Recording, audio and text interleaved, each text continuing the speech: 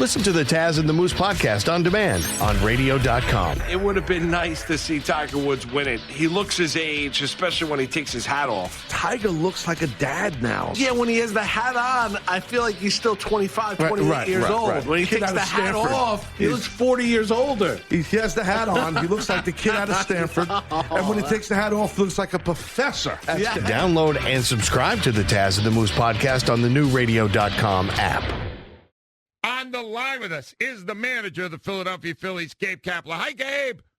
Hello, Angelo. How are you? I'm great, Gabe. Gabe, I heard your special request, and I would be happy to talk to you about the column I wrote in which I said the general manager of the Phillies, Matt Klentak, is incompetent.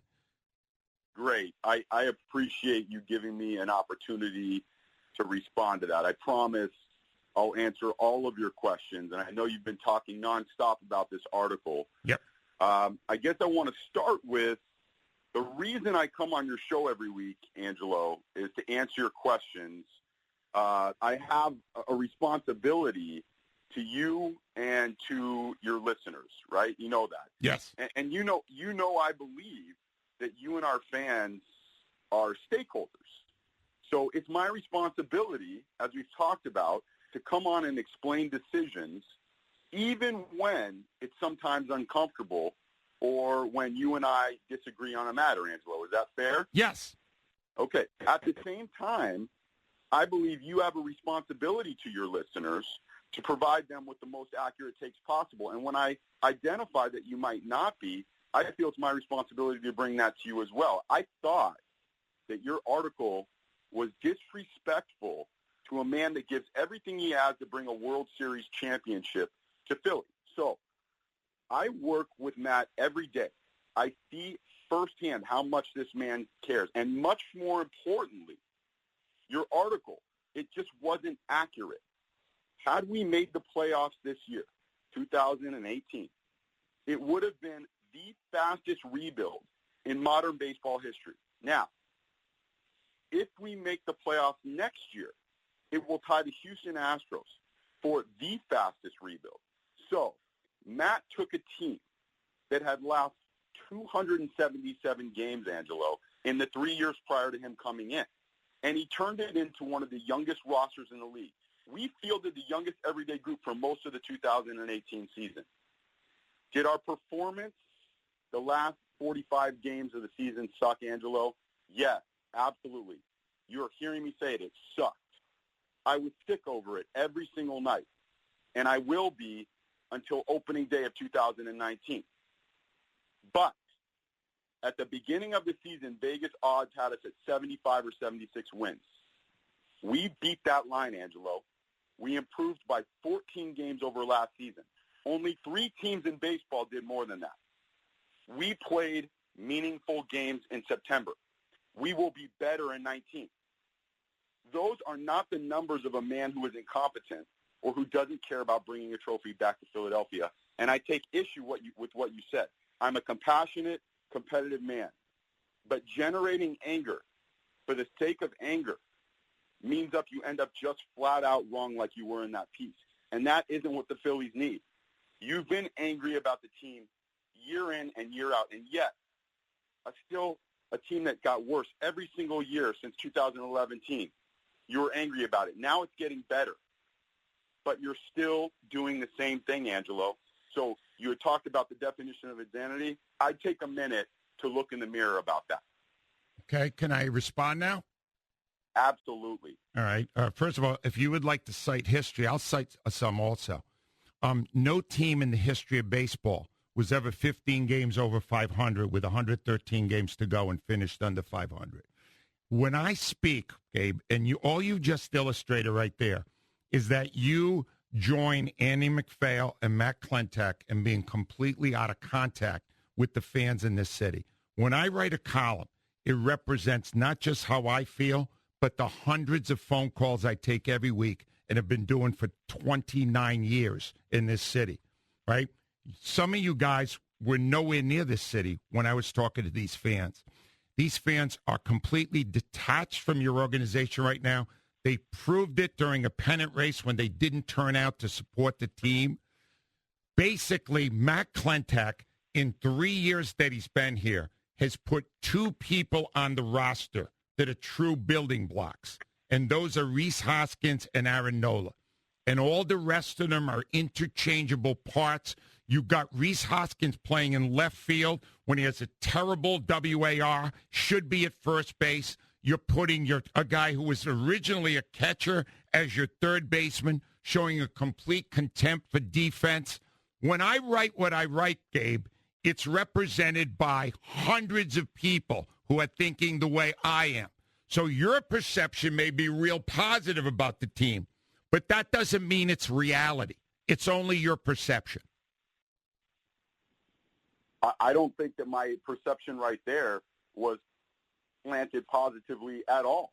I said, did our performance the last 45 games of the season suck? The collapse that you mentioned, I absolutely acknowledged it.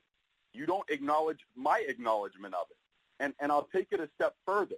Nothing has changed. If you go back to your radio shows over the course of the last every season that has been a losing season and a struggle and a challenge, you talk the same way, Angelo.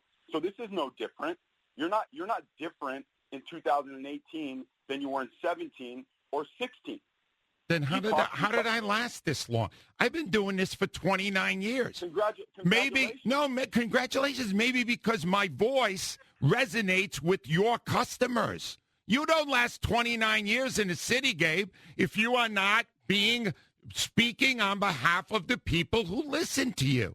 The only people that don't get their fans are you guys. I've been doing this a hell of a lot longer than you guys have, and I'm telling you, you have not listened to your fans yet. They didn't come out because they can't stand analytics. They think it's boring. They don't find a 3-2 count exciting the way you do, Gabe. This is one of the problems. It's one of the detachments your organization has right now with the city. And I think I'm being servicing. I'm helping you guys, trying to explain to you how your customers feel, but nobody wants to hear it. You know what our customers want. You know what the fans of the Philadelphia Phillies want, Angelo, more than anything else, is to win baseball games.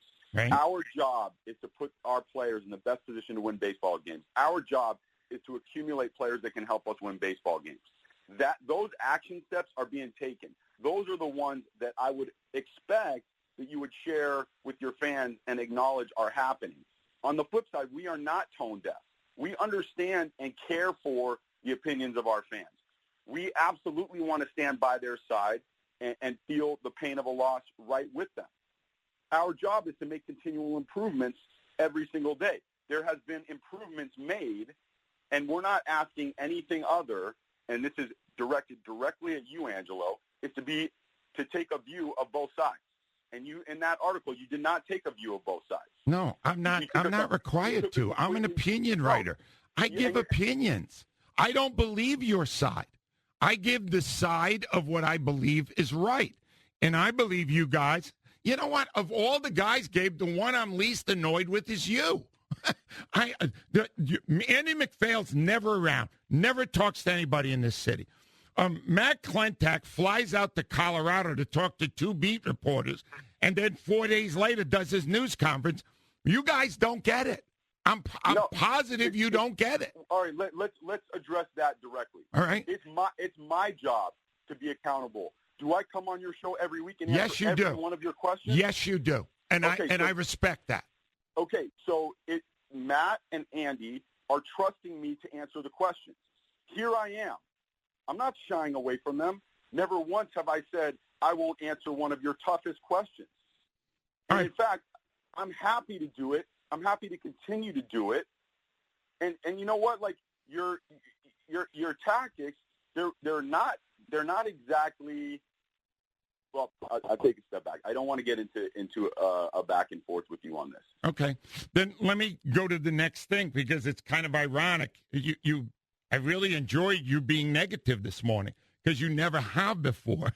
And Andy McPhail, Gabe, yesterday was talking about, I think, how he'd like to see you change a little. And here's what your boss said. If you're just overly positive, you lose credibility with the fans after a while. You have to find a way to craft a message that is not critical of your players or negative, but acknowledge that there are some areas, like the rest of us, we need to make some improvements. So do you agree with Andy, and will you change? Absolutely. Absolutely. I think there's a demonstration happening right now. Yes, I it think is. That yeah, and I'll tell you what. One of the adjustments I need to make is to be more responsive to stuff like that. Okay. So absolutely, I don't think it's negativity for the sake of negativity. I think it's just being very direct. And Andy was right, and I've gotten some of that feedback from others around the city. And I'll tell you what, when our fans speak, I listen.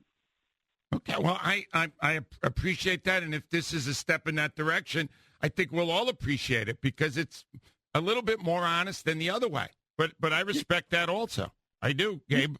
I enjoy this kind of a give and take. I have no problem doing this. Great. Well, you can count on more of it. Okay, great. That sounds like fun. All right, let me throw a couple of quick ones at Carlos Santana. I mentioned him before. Do you see him as a viable third baseman in the immediate future of the team? Yes, Carlos played well for us at third base. He's an option. That doesn't mean he's the best option for us, but he's certainly an option. All right, and would you prefer Rhys Hopkins at first base or still out in the outfield? Rhys prefers to be at first base. In a perfect world, we allow him to play first base. And so as long as our players, and one of the things that I'm not going to come off my position on at all is looking out for the best interests of our players. But if Rhys has a desire to play first base, I would like that to be the outcome for him. And what's Scott Kingery's best position, Gabe? I think that he's a shortstop. I think he's played mostly shortstop for us. Our staff and our scouts think he's a good shortstop. The second base might be a good position for him as well. He's done a lot of that at the minor league level.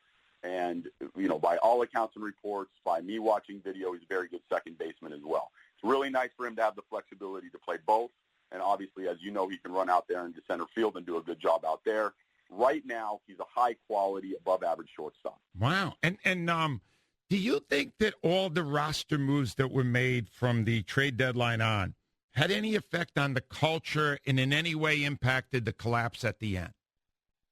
So the moves that we made late in the season or middle of the season, they may have changed our culture to some degree, but it's our responsibility, and directly it's my responsibility to integrate new players and to do it well. As you know, go back to the offseason of last year. We established an entirely new culture, and we need to be able to bring new people into that culture and do so seamlessly. That will take more work on my part, more conversation, more effort, more determination. That is my responsibility. Last thing, Gabe, biggest lesson you learned in your rookie season as a big league manager? To boil it down to one lesson is pretty difficult for me, but I think I learned that managing the baseball team on the field and in the dugout is a small part of the job. The biggest portion of the job is this. It's being available. It's being accountable to the entire organization, to the city, to the fans, and to our media. Fascinating. Gabe, I hope we can do it again next season. And I did enjoy it, and I really enjoyed the exchange today. I think it's two different sides of an issue, and I love doing it. Thank you. Thank you, Angelo. Thanks a lot. Gabe Kapler, manager of the Phillies. That was outstanding. What did you think of that? That was great. That was fun. That was interesting. That happened once before this year with Gabe, but it didn't happen for that long a period of time. Thank you for not backing down. Oh, Thank no. you. Thank you.